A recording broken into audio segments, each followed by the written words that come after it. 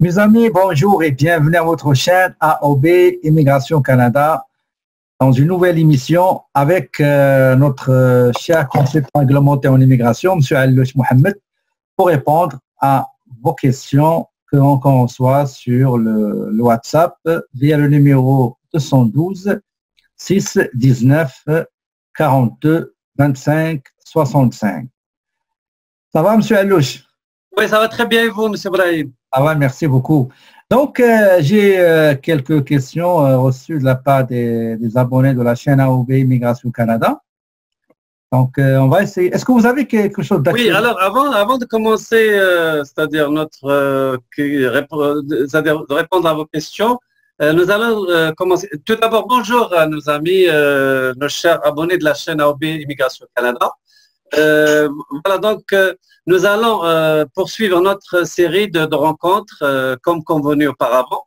Et aujourd'hui, comme on avait décidé auparavant, on va donner les faits saillants de l'actualité. On va parler un peu aujourd'hui des travailleurs temporaires étrangers qui sont déjà au Canada ou les travailleurs étrangers qui viennent de recevoir leur permis de travail dans leur pays d'origine. Alors, tout d'abord, donc, il y a des informations qui concernent les travailleurs étrangers qui sont déjà ici au Canada. C'est jamais, c'est-à-dire leur employeur met fin, c'est-à-dire sont limogés de leur emploi ici au Canada.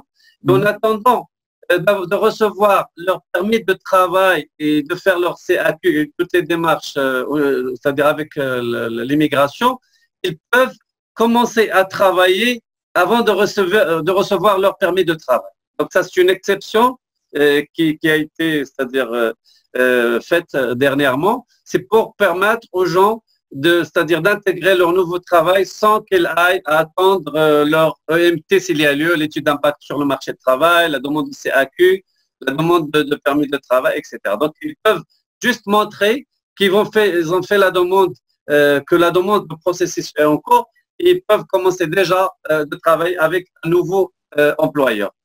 Une autre information qui touche les travailleurs temporaires qui résident actuellement au Québec, c'est qu'ils vont bénéficier de ce qu'on appelle la couverture médicale de la RAMQ, de la Régie d'assurance maladie du Québec, même s'ils ne sont pas au travail. Autrement dit, c'est-à-dire quelqu'un qui a une carte médicale qui le couvre durant, c'est-à-dire sa durée de permis de travail, si jamais il arrête son travail, s'il est mangé à cause de la situation actuelle, donc il aura une exception, il va rester quand même couvert par la Régie d'assurance médicale du Québec pour une durée de 6 mois, mais il doit quand même faire une demande, il doit remplir un formulaire, envoyer la demande, et ainsi que ses membres de la famille, s'il est avec sa famille ici. Donc, il va être couvert même s'il n'est pas au travail actuellement. Donc, voilà donc, je dirais les informations concernant aujourd'hui pour les travailleurs autonomes. On va revenir prochainement sur les autres aspects de l'immigration. On va essayer de vous donner d'autres nouvelles très prochainement. Bah, merci pour ces nouvelles. Je vous en prie. OK. Donc, on va passer directement aux questions qu'on a reçues. Donc, voici la première, s'il vous plaît. Parlons. Salam, monsieur Allouch. Je suis Omar, j'ai 22 ans. La question que j'ai aujourd'hui, s'il vous plaît, monsieur, c'est que j'ai eu mon bac en 2016. Je me suis inscrit à la fac, mais pendant ces 4 ans, je n'ai pas eu de diplôme et j'ai toujours mon bac. J'aimerais savoir, est-ce que ces 4 ans que j'ai perdu à la fac, est-ce qu'ils auront un impact sur mon dossier si je demande un permis d'études, sachant que je vais faire un DEP au Canada? Merci de me répondre, monsieur.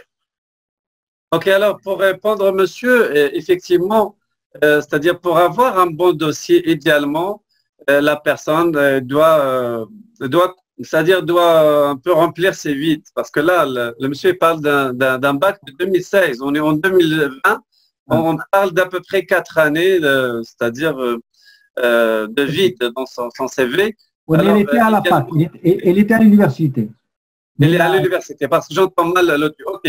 Donc, il est actuellement à l'université, mais est-ce qu'il a précisé son année? Non, je crois qu'il a passé. OK, mais c'est pas ce qu'il est en première, en deuxième, troisième année donc, à l'université, mais de toutes les façons, il doit, c'est-à-dire son activité actuelle et précédente durant les dernières années, ça fait partie de son dossier. Donc, il doit fournir son activité, qu'est-ce qu'il faisait, est-ce qu'il travaillait, est-ce qu'il était aux études, est-ce qu'il faisait des stages, c'est-à-dire tout ça, ça fait partie de son dossier. Bien sûr, il n'y a pas que cet aspect, il y a l'aspect financier, le programme qu'il veut faire ici au Canada, etc.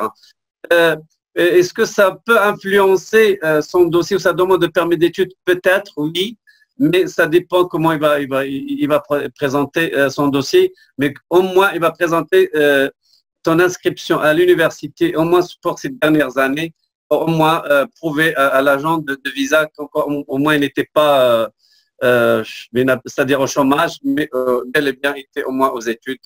Il montrait quelle année d'études, c'est-à-dire actuelle. Bah, d'après moi, ce que j'ai compris, c'est qu'il veut s'inscrire au programme DEC au DEP. Ça, c'est correct.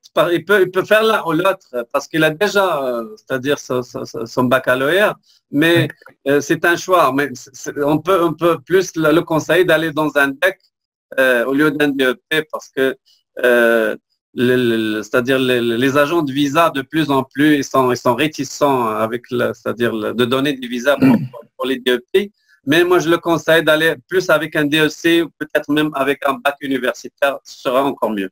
Ok. Donc la question suivante, M. Aylouch. Est-ce que vous avez déjà reçu ou bien traité des dossiers comme le monsieur là qui a posé sa question? Oui, il y en a beaucoup. Hein. Il y a beaucoup de gens qui ont des bacs anciens. J'en ai certains qui ont des bacs datés de 2003-2004, mais qui ont pu aller chercher un nouveau bac. Ils ont passé leur bac libre. Okay. Mais ce n'est pas aussi grave que ça. Il y a même des gens qui ont quitté les études depuis plus de 5 ans, mais ils ont montré que, par exemple, des expériences de travail pertinentes. Okay. Et ils ont lié ça avec leur projet d'études au Canada. Ils ont montré qu'ils ont besoin d'aller chercher peut-être de nouvelles compétences, soit pour une promotion dans notre travail actuel, pour aller chercher, faire peut-être créer leur propre affaire, etc. Mais ça va dans une logique dans leur projet. C'est un peu ça. Et comme vous l'avez déjà dit, je me rappelle un jour dans une de nos rencontres précédentes, que la lettre explicative, toutefois vous avez parlé de la lettre explicative, c'est elle peut-être qui va… Oui, c'est toujours pertinent d'accompagner la demande avec une lettre explicative, vraiment expliquer le projet. vide. Oui. Pour lui expliquer le vide, il le convainc. Il doit expliquer pourquoi il y a un vide, etc. Mais les vides ne sont pas souhaitables dans n'importe quel dossier, qu'il soit pour un permis d'études, de travail ou pour l'immigration. C'est-à-dire ils sont déconseillés. C'est des éléments quand même qui sont négatifs. Dans n'importe quel Donc, on va passer à la question suivante. OK. Salam alaikum, M. Brahim, M. Aylouch. Comment allez-vous? J'espère que vous allez bien. Ma question est la suivante. Moi, je suis Rosé, 41 ans, algérien. J'ai une petite entreprise que je gère. J'ai un master en génie civil. Ma femme aussi a un master en droit. J'ai 3 enfants. J'aimerais bien émigrer au Canada par le volet des études ou par le volet travailleur autonome. J'aimerais bien savoir comment faire. Merci. Oui, alors c'est clair. Donc, pour répondre à la question de monsieur, oui, étant donné son âge, moi j'irais plus, peut-être il pourrait aller chercher, il maîtrise, oui, il a un peu plus de chance, mais étant donné son âge, moi je le conseillerais plus de venir dans le cadre des gens d'affaires. Alors, lorsqu'on dit des gens d'affaires, ça peut être un investisseur. C'est là les moyens financiers. Alors, juste pour rappel, il y a les investisseurs dans les gens d'affaires, les investisseurs, entrepreneurs, travailleurs autonomes. Donc pour le monsieur, je conseille de venir parce qu'on n'a pas parlé aussi de sa conjointe. Peut-être sa conjointe présente d'autres qualités en termes de formation, son âge, etc. On n'a pas aussi plus de détails par rapport à elle, mais il peut venir.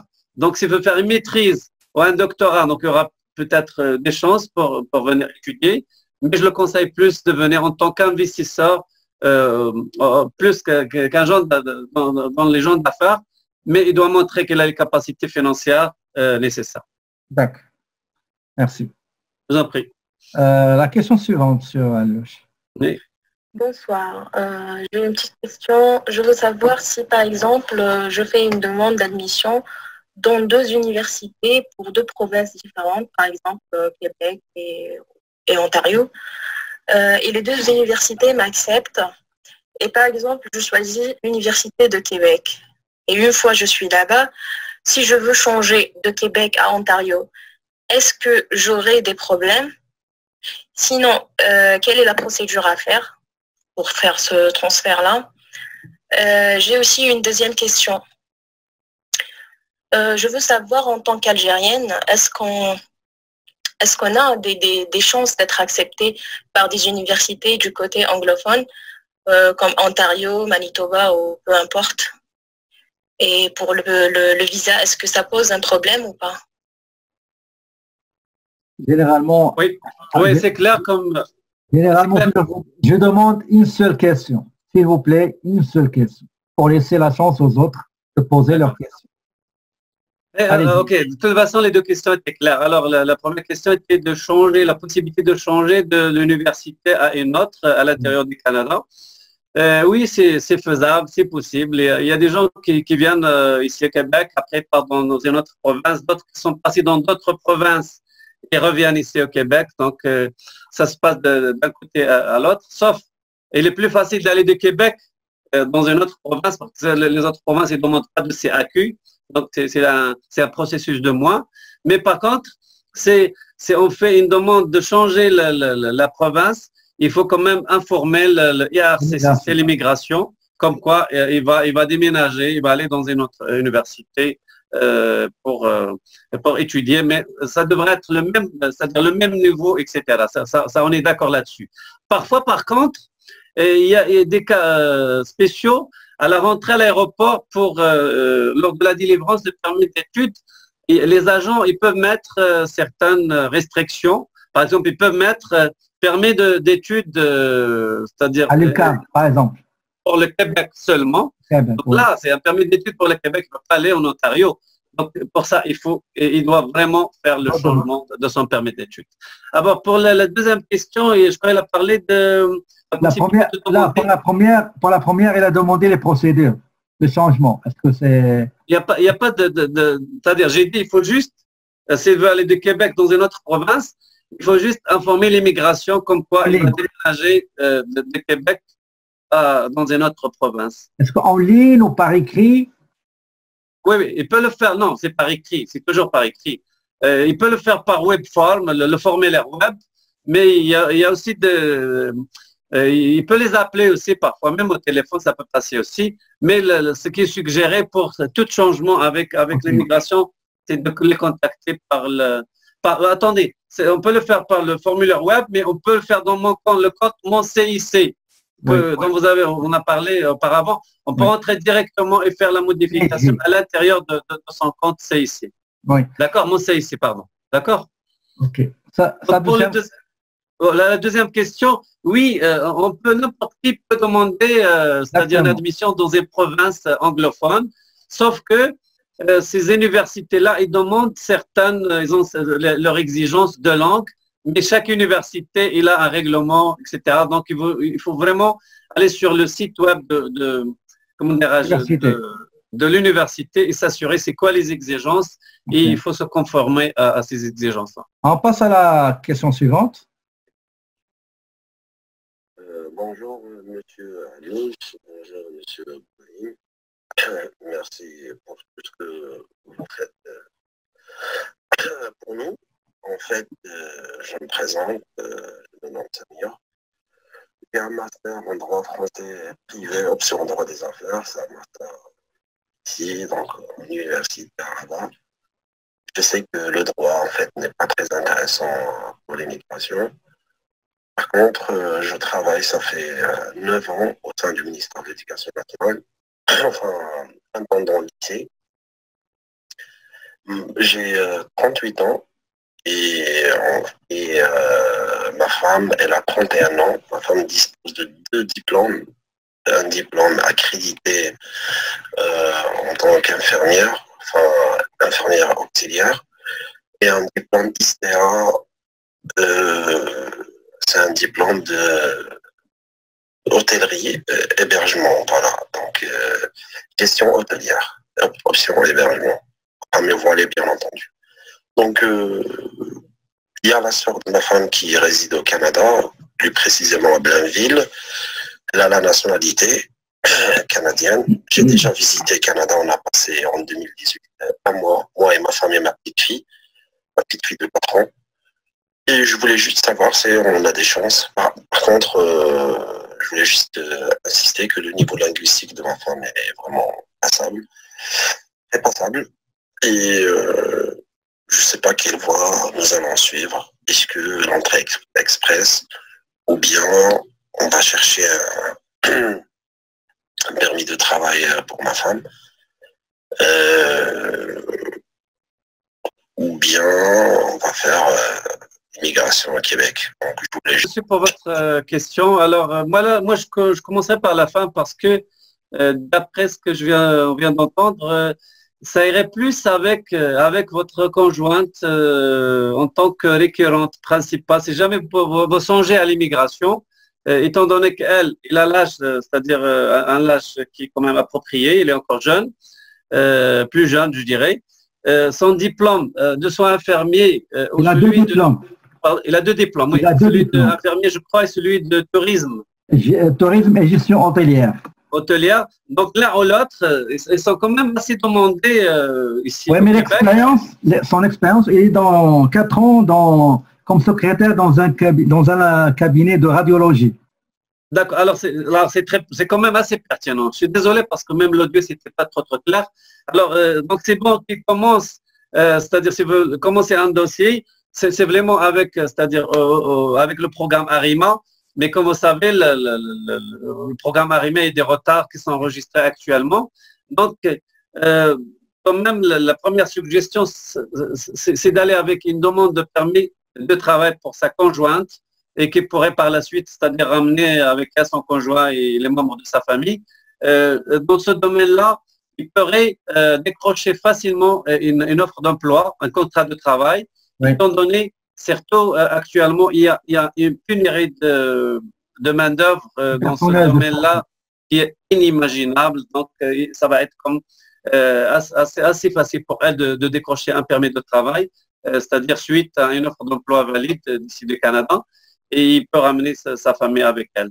Pour l'entrée express, je ne vois pas beaucoup de chance, étant donné l'âge c'est-à-dire de monsieur, de 2, parce que s'il a parlé de, parce que comment dirais-je, les niveaux de langue aujourd'hui avec l'entrée express, le programme de l'entrée express, c'est vraiment c'est pris en considération d'une façon de plus en plus, c'est-à-dire vertigineuse. Pourquoi? Parce qu'ils donnent beaucoup de notes pour la première et pour la deuxième langue. Et puis, puisque le monsieur, il précise que le niveau de langue de sa conjointe, il est passable, donc ils n'ont pas beaucoup de chance de passer par l'entrée. Mais c'est travail la langue française. Oui, ça c'est la suggestion, c'est la recommandation que pourrait faire à sa conjointe, c'est d'améliorer son français, oui. Quel que soit le chemin qu'ils veulent emprunter. C'est pas un permis de travail, donc il doit quand même, parce qu'il peut-être il se peut qu'il passerait des entrevues d'embauche ou des entrevues avec l'agent de visa aussi à Rabat. Donc c'est vraiment, il sera pertinent pour elle d'améliorer son niveau de français et d'anglais s'il y a lieu, s'il y a cette possibilité aussi. Voilà. OK. Donc on va passer à la question suivante.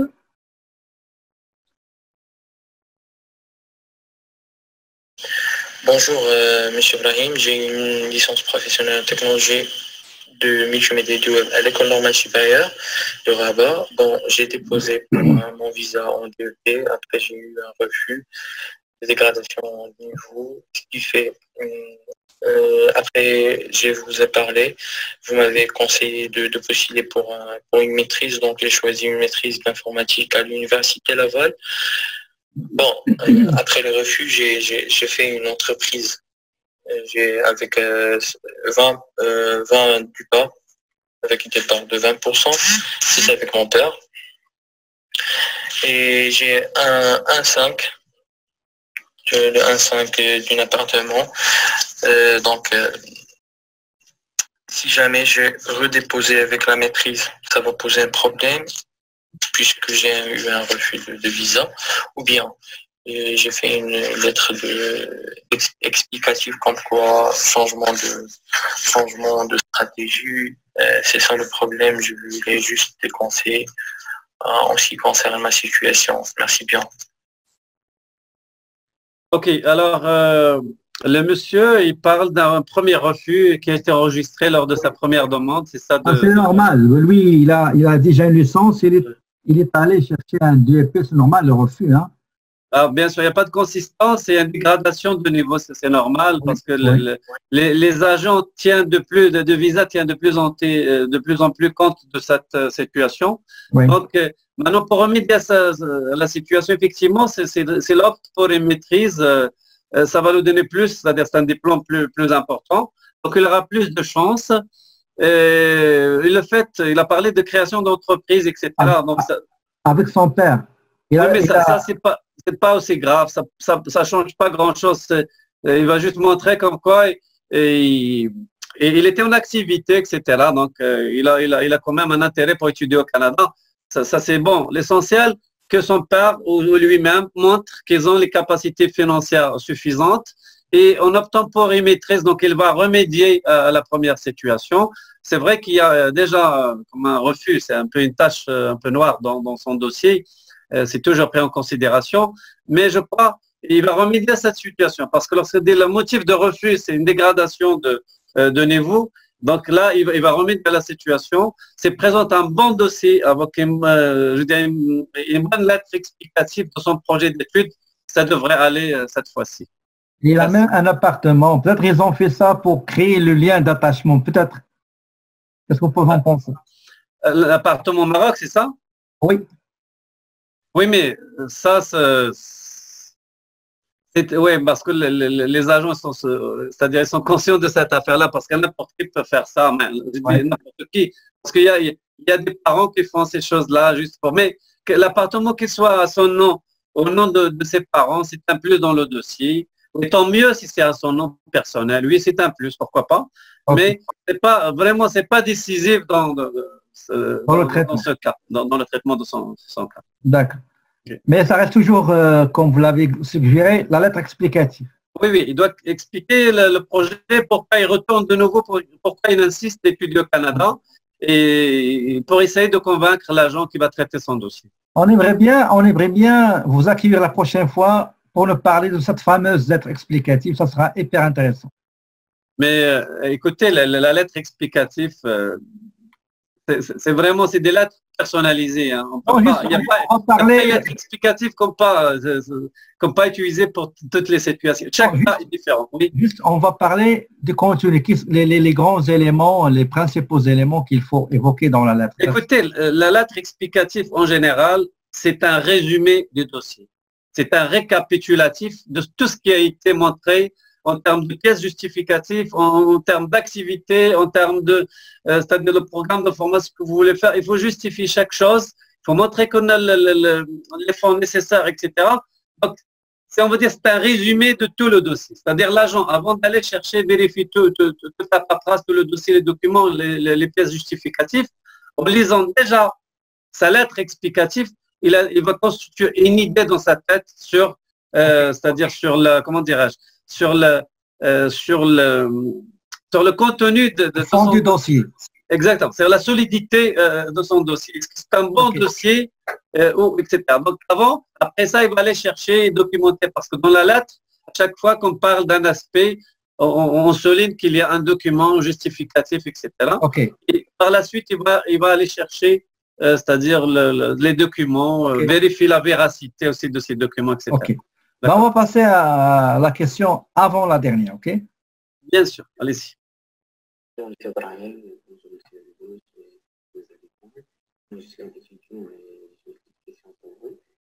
C'est pas clair, M. Brahim. Au début du mois d'avril 2021, il a annoncé à qui qu'il va expirer la fin du mois d'avril 2021. Et je veux savoir, est-ce que... C'est pas clair? Correct, c'est bon. Lors du demande de travail, je dois avoir toujours un CAQ valide ou bien ça ne vaut pas la peine. Si j'obtiens mon diplôme, je peux demander un permis de travail post-diplôme, même si le CAQ a expiré. Merci, bonne journée. Oui, au départ, c'était pas trop clair, mais bon, l'essentiel, l'étudiant il parle d'une éventuelle réception de son diplôme en début d'avril 2021 et son CAQ, il expire en fin d'avril 2021, c'est ça? Oui. Mais quand même, il est dans une zone assez confortable parce que une fois qu'il termine ses études, il va recevoir, il n'a pas besoin d'attendre son diplôme pour aller chercher son permis de travail pour ce diplôme. Il a besoin juste d'une attestation de réussite qui est délivrée juste après la fin de ses études avec cette… et le relevé de notes, je crois. Avec le relevé de notes finaux, plus c'est-à-dire l'attestation de réussite, ils peuvent se déplacer c'est-à-dire aux frontières pour faire ce qu'on appelle le tour du poteau et recevoir, c'est-à-dire son permis de travail post-diplôme. Son CAQ, il n'est même pas expiré et il ne devrait pas avoir de problème à ce moment. Et même il n'est pas exigé le CAQ parmi les documents. Il n'est pas exigé et de deux parce qu'il parle d'un mois à peu près, donc il a une zone d'un mois avant que son CAQ expire, il n'a même pas besoin de le renouveler non plus. Donc, une fois il obtient son attestation de réussite, dans la même journée, il va aller chercher son permis de travail qui est délivré aux frontières, bien sûr, dans la même journée, sur place. Donc, il a besoin juste d'attestation de réussite, relevé de notes, passeport, permis d'études. Et tous ces documents d'immigration et des documents scolaires, c'est tout. OK. Et il faut qu'il fasse ça dans les 180 jours, c'est ça? Après la fin des études? Oui, mais d'habitude, les gens le font le lendemain, 2 jours. Lendemain. Oui, mais là, avant, c'était vraiment, il faut faire rapidement. Maintenant, il peut le faire dans les 90 jours après la fin des études, ça ne devrait pas déranger. OK. Sur le plan d'immigration, est-ce qu'on est sûr de l'obtention du visa, du permis d'études, ou les chances sont juste plus grandes?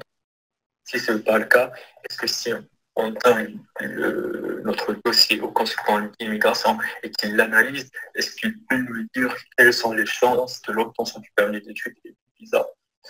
Et ma deuxième question, c'est par rapport à M. Alouche, exactement. Précisément, c'est qu'en ce temps de confinement, comment il traite actuellement les dossiers si on veut commencer avec lui, et surtout par rapport aux personnes qui sont en dehors de la ville d'Agadir. Merci beaucoup. Oui, donc merci pour votre question, monsieur. Alors, pour être honnête avec vous, le fait de faire affaire avec un consultant d'immigration ou ne pas le faire, bien sûr, il y a toujours une valeur ajoutée qui est ajoutée c'est-à-dire par le consultant d'immigration, par son expérience, par le volume des dossiers qu'il traite. Il y a toujours une valeur ajoutée sur les documents, la pertinence des documents à présenter, etc. Mais vous parlez de garantie. Honnêtement, il n'y a pas de garantie. C'est-à-dire le consultant d'immigration, il va essayer de faire de son mieux pour présenter, c'est-à-dire le dossier de la meilleure façon, c'est-à-dire pour aller chercher, c'est-à-dire une approbation de son dossier, une acceptation de son dossier, de permis d'études autres. Mais on ne peut pas garantir d'avance, c'est-à-dire comme quoi c'est gagné d'avance. C'est-à-dire on ne peut pas dire à un client que vous allez avoir votre visa à 100%, etc. Les gens on n'a même pas le droit de le dire. Les gens qui font ça, et c'est pas légal, on n'a pas le droit d'en parler. Alors pour la deuxième partie de la question, on parle de comment les dossiers sont traités. Écoutez, l'immigration, la plupart des bureaux d'immigration aujourd'hui, ils sont encore ouverts. Je ne parle pas des centres, des demandes de réception de visa qui sont fermés, mais plus des bureaux de visa. Ils sont ouverts et continuent à traiter leurs dossiers, mais bien sûr avec une certaine lenteur. Donc le délai de traitement des dossiers est devenu plus long que d'habitude. La raison qu'on a évoquée la dernière fois, donc tout le monde connaît, c'est la crise de la Covid-19 qui est derrière ça et la situation actuelle. Donc les dossiers, oui, on continue à les traiter. Il y a des souplesses un peu partout pour essayer d'aider les gens dans chacun de leur situation, auprès des écoles, des universités, pour aller chercher les admissions, que ce soit pour les demandes de CAQ, c'est vraiment, les délais sont du simple au double, mais aussi auprès des bureaux de visa, pour les demandes de visa, de permis d'études, de permis de travail, c'est devenu assez lent quand même actuellement. Mais ça continue à travailler quand même. Donc, il n'y a pas d'arrêt de ce service-là. Mais je crois que sa question il parle du travail de consultants dans le confinement. Comment les consultants ici au Canada travaillent dans ce confinement-là? Comment ils traitent les dossiers, etc. Oui, écoutez, mais la plupart des demandes sont faites en ligne. D'habitude, donc je parle du temps normal. Donc, les gens, c'est-à-dire, ils scannent leurs documents, ils envoient le document, etc. Et les consultants font le travail. Tout se passe en ligne à peu près. C'est vrai. On a de temps en temps certaines rencontres, c'est-à-dire directes, si c'est vraiment c'est nécessaire, mais dans la plupart des temps, on travaille les dossiers à distance, on parle au client avec les différents moyens qui existent aujourd'hui, technologies qui existent, soit par téléphone, soit par Skype, soit par le Zoom ou autre. Donc, il y a plusieurs façons de parler, même WhatsApp aussi. On demande juste les documents à être envoyés, transmis électroniquement et on fait tout le travail, donc comme d'habitude. Donc, Il avait une autre question concerne le fait d'aller chez un consultant avant de déposer le dossier. Il a demandé est-ce que le consultant il est capable, après avoir analysé le dossier, de dire est-ce que le dossier est solide ou non. Oui, c'est ça. Déposer ou non, attendre et chercher à améliorer. Mais c'est ça, effectivement, c'est le rôle d'un consultant. C'est ça son rôle primordial. C'est de vérifier la pertinence de dossier en totalité. Est-ce que tous les documents ils sont là? Est-ce que c'est-à-dire l'étudiant il a toutes les chances d'aller chercher son permis d'études? Et s'il y a des problèmes, c'est-à-dire de financement, c'est la capacité financière, il n'est pas suffisante. Donc il doit informer le client, c'est-à-dire pour qu'il regarde pour améliorer sa situation financière, ou peut-être aussi reporter la demande pour 2-3 mois, exactement, pour aller chercher le maximum de documents. Pour renforcer le dossier. Exactement, pour renforcer le dossier et par la suite avoir plus de chances d'avoir l'approbation de l'agent de visa. Ok, donc notre émission, il arrive à sa fin. C'est quoi votre conseil d'aujourd'hui? Oui, alors le conseil d'aujourd'hui, j'ai pensé quand même aux étudiants, certains sont déjà ici sur place au Québec, au Canada en général, études, parce qu'aujourd'hui on offre c'est-à-dire le début de cours en ligne en attendant de regagner les classes, mais il y a quand même des étudiants c'est-à-dire qui préfèrent travailler à temps plein parce que le gouvernement il a fait une souplesse dernièrement concernant certains métiers, certaines professions. Donc, moi je suggère, c'est-à-dire je recommande à ces gens-là quand même de commencer parce que leur raison, activité principale. Oui, leur arrivée ici au Canada, c'était pour un objectif précis de commencer leurs études. Oui. Et je crois qu'il y a un laisser-aller par certains. Donc, moi, je recommande à ces étudiants-là quand même de commencer leurs études, au moins pour garder leur statut et pour être conforme, c'est-à-dire au règlement, aux lois, c'est-à-dire local, mais aussi pour gagner du temps, parce que ces périodes de session maintenant, ils vont se retrouver à la fin avec un problème de prolongement de CAQ, de permis d'études, etc. Donc, ils vont quand même compliquer leur existence. Donc, c'est mieux de s'y prendre, c'est-à-dire dès maintenant, et commencer leurs études pour finir le plus tôt possible. Okay. Voilà, donc je crois que c'est mon conseil d'aujourd'hui. Merci pour ce conseil précieux aux étudiants. Donc, on vous remercie beaucoup pour vos réponses. Non, merci. Et on espère vous revoir donc mardi prochain. Très prochainement. Donc, c'est mardi prochain. Ok, alors on va parler le mardi prochain. Je remercie M. Brahim, je remercie vos abonnés. Merci. Et je les remercie aussi de la pertinence de leurs questions.